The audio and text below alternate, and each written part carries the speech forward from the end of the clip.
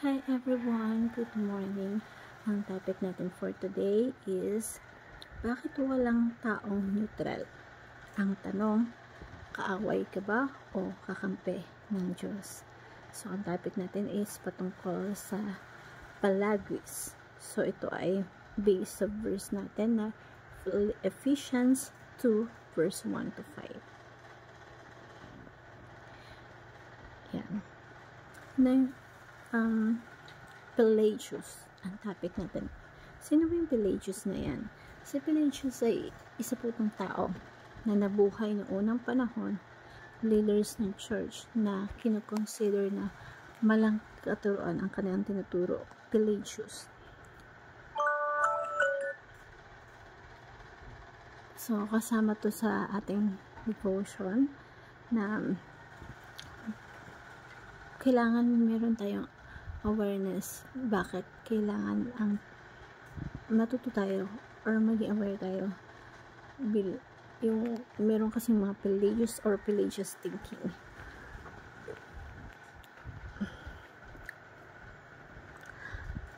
Yan, sabi dito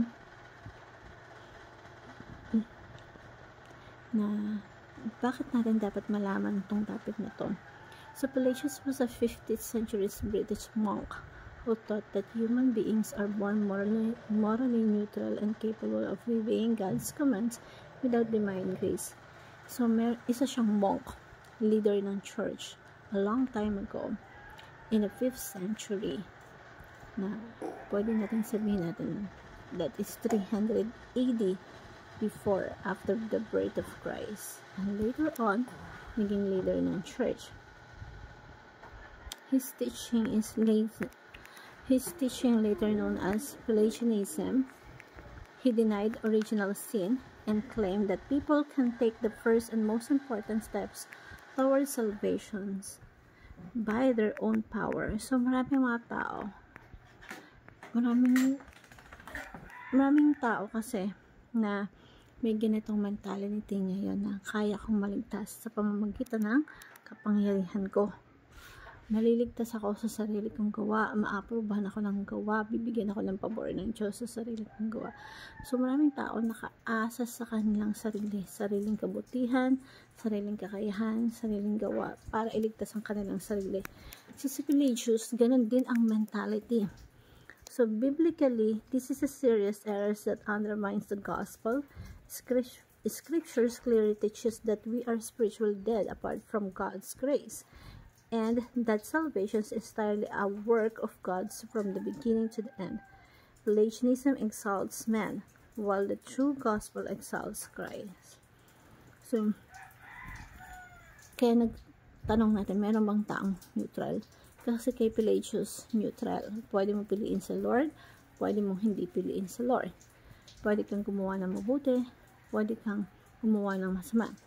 Pwede kang kakampi ni Lord, pwedeng hindi. Kung baga parang ikaw yung mag-decision. But the Bible said, no, walang taong neutral. Hindi tayo pinanganak ng neutral. Pinanganak tayong malayo na sa Diyos. Pinanganak tayo ng patay na sa kasalanan. Pinanganak tayo ng kaaway ng Diyos. So, hindi tayo neutral na ikaw yung mag-decision kung paniniwalaan mo sigat o hindi. So, sa pagkapanganak natin, dahil kasama tayo sa lahi ni Adan, patay na tayo sa kasalanan, kaaway na ng Diyos. At ito yung sinasabi ng Ephesians chapter 2. As for you, you were dead in your transgression sins, in which you used to live when you followed the ways of this world and the ruler of the kingdom of the air, and the spiritual who is now at the work of those who are disobedient. All of us are live among them at one time, gratifying cravings of the flesh and following its desires. Ibig sabihin, lahat ng tao, kabilang na tayo doon. Karapat na dapat na tayong pasarusahan sa ating kasalanan. Kasi hindi tayo kakampi ng Diyos from the very beginning. So, una ay patay kayo sa inyong pagsuway at kasalanan. At sinusunod ang masamang takbo ng mundo.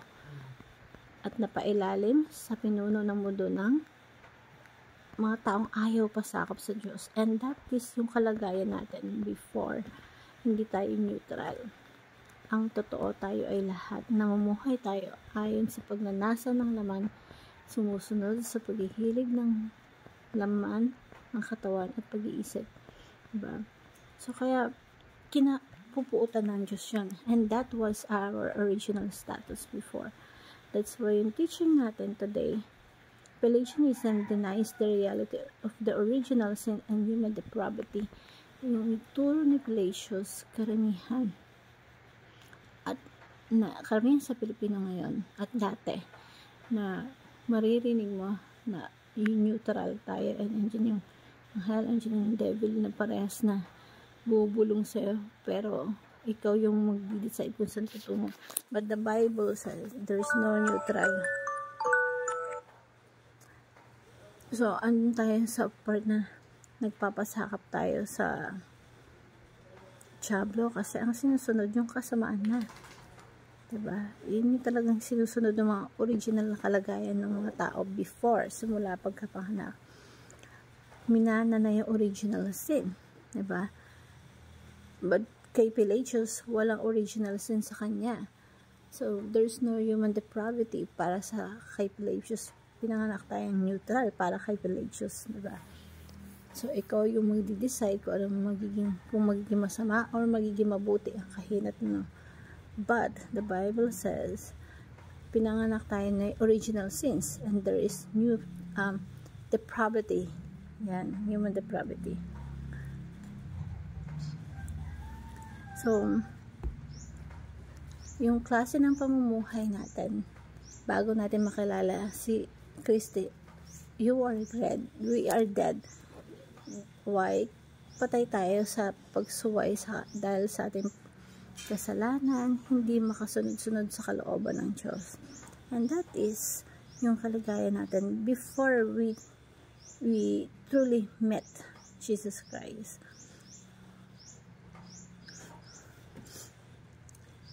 Before, kasi ang pinipili lang ng tao kasamaan, sinusunod yung takbo ng mundo. So, dahil sa likas na kalagayan natin, yung natural na kalagayan natin, kabilang tayo sa taong kinaupuputan ng Diyos before. So, we are the enemies of God. But, sa Ephesians, makikita talaga, we are the object of wrath. Kinaupuputan talaga tayo ng Diyos before. And the Bible teaches that we are not morally neutral. And we are deserving to be wrath. Yan. Yan yung kalagayan natin before.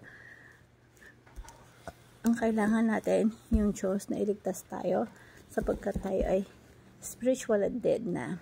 Kumbaga para tayo nalulunod papalapit sa Diyos.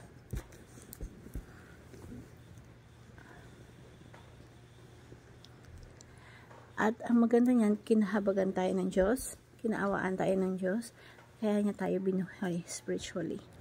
And that is yung sinasabi ng verse 4. Subalit napakasagana ng habag ng Diyos, napakadakila ng pag-ibig niya sa atin. That's why,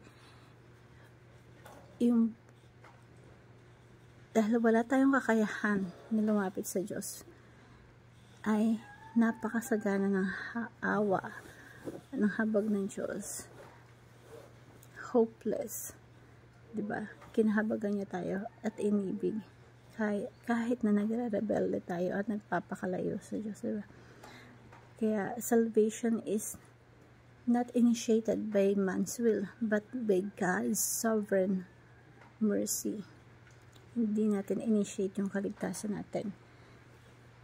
Ang Diyos ang gumawa ng paraan para mailigtas tayo. Siya yung nag-initiate ng kaligtasan natin. It's not initiated by man's will, but by God's will and sovereignty, mercy of our God. Binuhay tayo spiritually. Kumilos ang Diyos sa ating puso. At tayo ay naligtas. Hope this verse will learn something na binuhay tayo ng ating Panginoong Jesucristo para hindi patay sa kasalanan. Binuhay tayo ng ating Panginoong Jesucristo.